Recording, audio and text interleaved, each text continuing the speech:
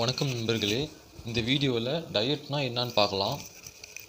Diet எதுக்கு use ஆகுதுன்னா, குண்டாக இருக்கிறவங்கள ஃபிட் ஆகிறதுக்கு, அப்புறம் ஒல்லியாக இருக்கிறவங்கள உடம்பை ஏற்றி ஃபிட் ஆகிறதுக்கு.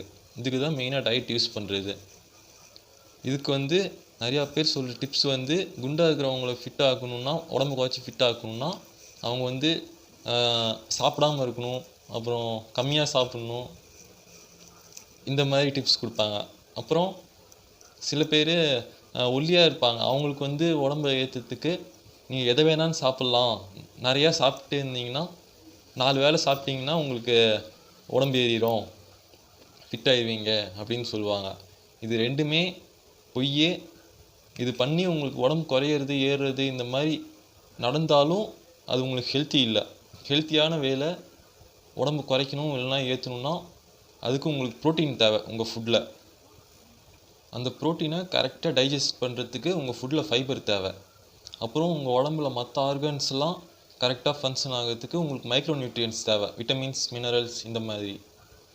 அப்புறம் நீங்கள் செய்கிற வேலைக்கு, நீங்கள் காலையிலேருந்து நைட் வரைக்கும் செய்கிற வேலையெல்லாம் கரெக்டாக எனர்ஜியாக செய்கிறதுக்கு உங்களுக்கு கார்போஹைட்ரேட்ஸ் தேவை. அப்புறம் இது எல்லாத்தையும் கரெக்டாக ஃபங்க்ஷனிங் பண்ணுறதுக்கு உங்களுக்கு ஃபேட்டு தேவை. இது எல்லாத்தையுமே மைக்ரோ நியூட்ரியன்ஸ் எல்லாத்துக்குமே ஒரே அளவு, மேக்ரோ நியூட்ரியன்ஸ் மட்டும்தான் மாறுது. இது பழைய வீடியோவிலேயே பார்த்தாச்சு.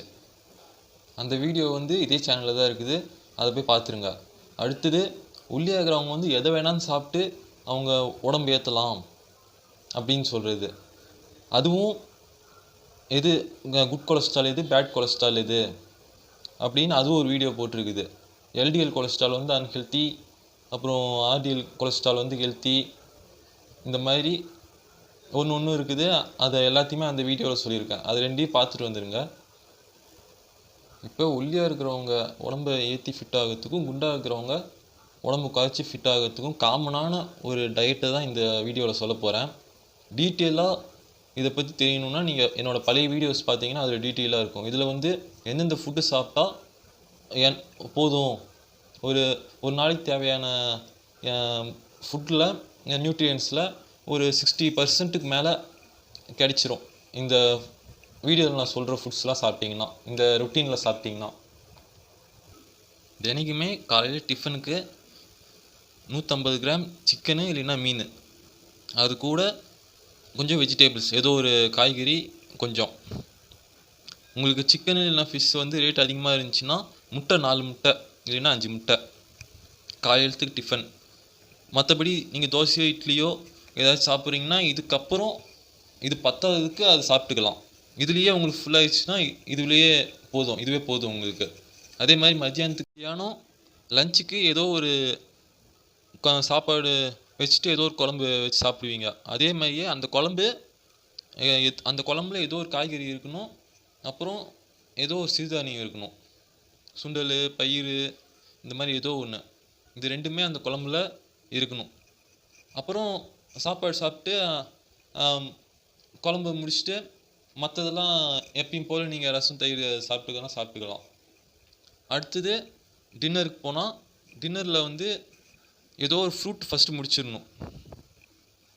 அந்த ஃப்ரூட் முடிச்சுட்டு அதுக்கப்புறம் நீங்கள் எப்பயும் சாப்பிட்ற மாதிரி இட்லி, தோசை இந்த மாதிரி ஏதோ ஒன்று வச்சு, அதுக்கு ஏதோ ஒரு சட்னியை வச்சு இல்லைன்னா வேறு ஏதோ ஒரு குழம்பு வச்சு நீங்கள் முடிச்சிக்கலாம் டின்னர்.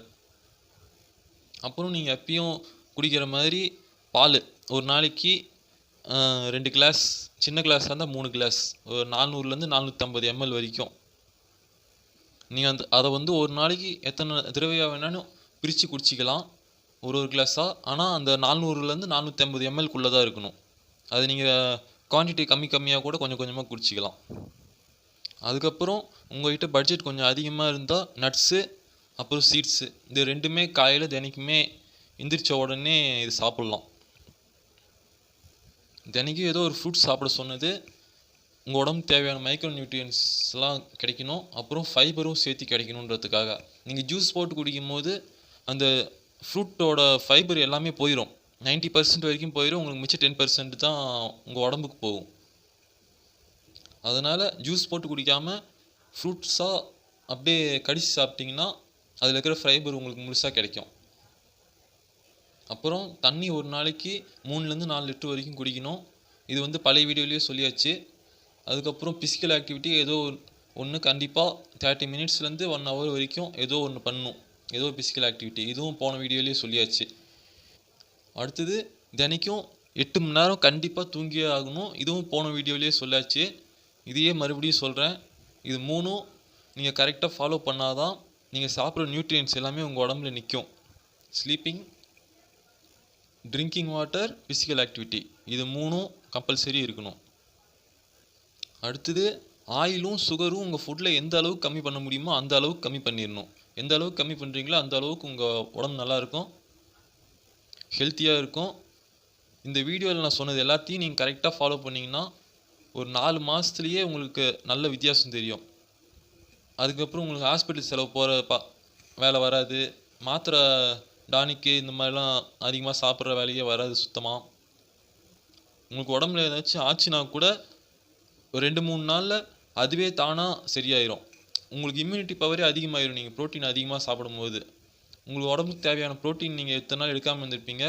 இதுக்கப்புறம் இந்த வீடியோவில் சொன்ன மாதிரி எடுத்திங்கன்னா உங்களுக்கு ப்ரோட்டீனும் கரெக்டாக கிடச்சிரும், இம்யூன் சிஸ்டம் கரெக்டாக வேலை செய்யும், ஃபிட்டாகவும் ஹெல்த்தியாகவும் இருப்பீங்க, ஹாஸ்பிட்டல் பக்கம் போகிற வேலை வராது.